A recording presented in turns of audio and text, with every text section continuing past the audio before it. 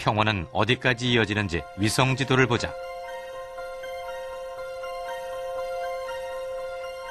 요화를 건너면 광활한 평원이 이어진다.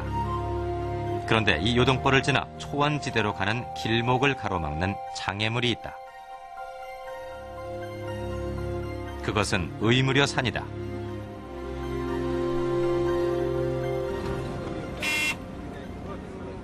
요서 지역으로 가는 관문이자 중국 동북지방에서 관광지로 이름난 의무려 산. 요동벌을 달려온 고구려군도 이 산을 만났을 것이다.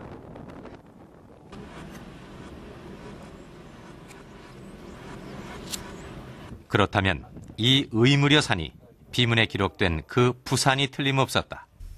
산에 들어와 보니까 밤나무라든지 소나무, 머루 여러 가지 그 나무들이 울창한데 우리나라의 꼭 북한산 같은 분위기를 느낍니다. 그래서 광개토왕 때 서북 원정을 떠날 때 고구려 군사도 저희와 같은 심정이 아니었을까. 쭉 강과 평야를 달려오다가 이 산을 만나니까 이 산을 꼭 부산이라고 부른 것이 아닌가. 그것이 우리가 산 위에 올라와 보니까 더욱 실감이 나고 그런 의미에서 당시 고구려 군사들은 이 산 북쪽을 통해서 초원지대로 나아간 것이 아닌가 그렇게 생각이 됩니다. 그런데 광개토 대왕의 비문엔 왜 굳이 부산이라고 했을까? 그것은 또 하나의 산이 있다는 암시였다.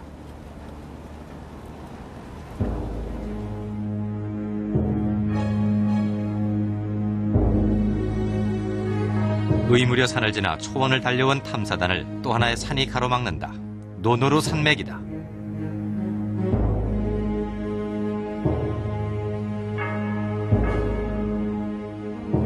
의무려 산에서 단지 3시간 거리에 불과한데도 노노루 산맥은 놀라울 정도로 다른 풍광이었다.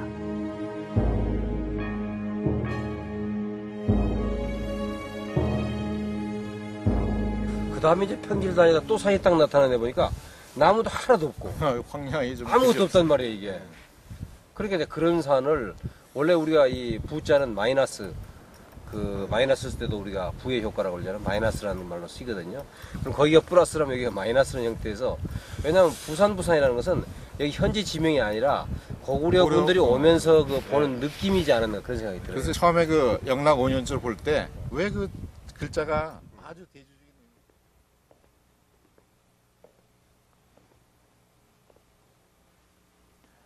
저는 지금 광개토 대왕의 비문에 나오는 바로 그 부산에 서 있습니다. 지도상으로는 별것 아닌 것처럼 보이지만 실제로는 제법 커다란 산이라는 것을 알 수가 있었습니다. 이 고구려인들이 이 두 개의 산을 굳이 광개토 대왕의 비문에 기록을 해놓고 그 이름도 부산이라고 했던 까닭을 이제야 알 것 같습니다. 이 대왕의 군사들은 끝없이 펼쳐진 대평원을 달리다가 처음으로 산다운 산을 만났고 그래서 그 산이 염수로 가는 길에 이정표나 다름없었던 것입니다. 자, 이렇게 광개토 대왕의 비문 속에서 우리는 부산이라는 단서를 확인했습니다. 그리고 이 염수를 찾을 수 있는 또 다른 단서는 영, 그리고 우마군양입니다. 이 기록에는 이 광개토 대왕이 600~700개의 영을 공격해서 빼앗았다라고 했습니다. 그런 것으로 봐서 영이라는 것은 뭔가 특수한 지역으로 보입니다. 그리고 불가칭수 우마군양, 헤아릴 수 없이 많은 소와 말과 양떼들, 언뜻 이 유목민들이 사는 초원 지역이 떠오르지 않으십니까? 이 비문에 나오는 영과 우마군양, 이 단서들을 확인할 수만 있다면 우리의 목적지인 염수를 찾을 수 있는 가능성은 훨씬 높아질 수 있을 겁니다. 노노루 산맥을 넘은 탐사단은 염수의 단서를 찾기 위해 먼저 내몽고 자치주에 있는 임동에 들렀다. 임동은 1000년 전 거란의 본거지였다.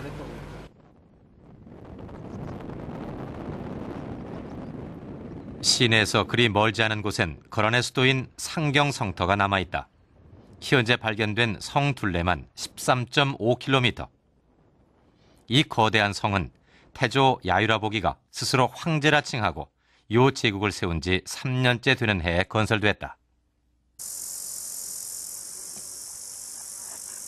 상경성과 함께 태조 야유라보기의 거대한 능은 당시 강성했던 요 제국의 힘을 보여준다. 그런데 야유라보기가 중원을 통일하고 요 제국을 건설할 수 있었던 그 비결 속에 바로 우리가 찾는 염수의 실마리가 있었다. 요나라 사서에는 이런 기록이 있다. 요나라 태조는 강에서 소금을 취해 군에게 지급하도록 명령했다. 강 상중류에는 소금이 많아 모든 이가 쓰기에 충분했다.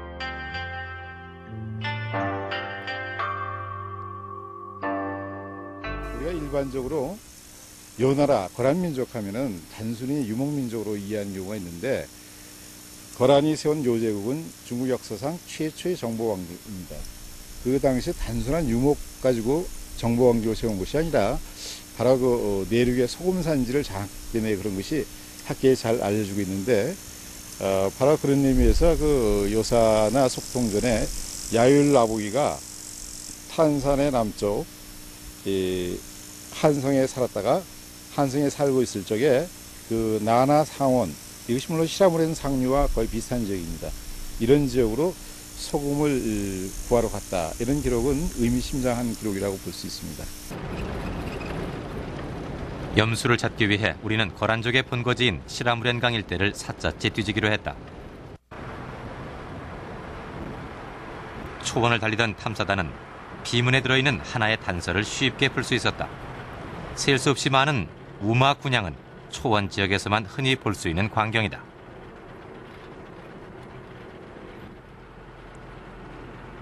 길 위에서 전혀 뜻밖의 새로운 단서를 발견했다. 이 영자가 바로 비문 속의 영이 아닐까.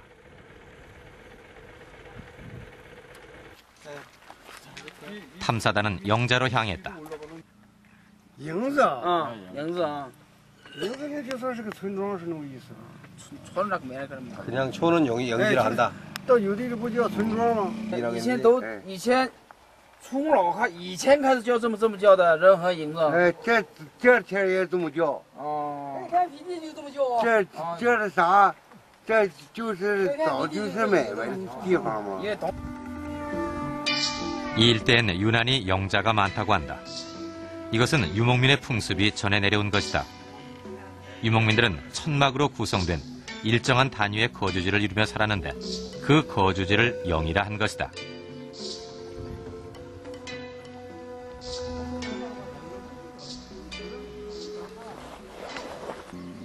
그러니까 이 부분이 뭐인데요? 이 부분이죠. 그러니까 지금 보면은 지도상에는 바로 강가로 길이 나 있는 것 같은데 와보니까 1930년대 만주 진출을 위해 일본이 제작한 이 지역의 지도엔 고려 아이리라는 특이한 지명이 나온다. 탐사단은 그 고려 아이리를 찾아보기로 했다.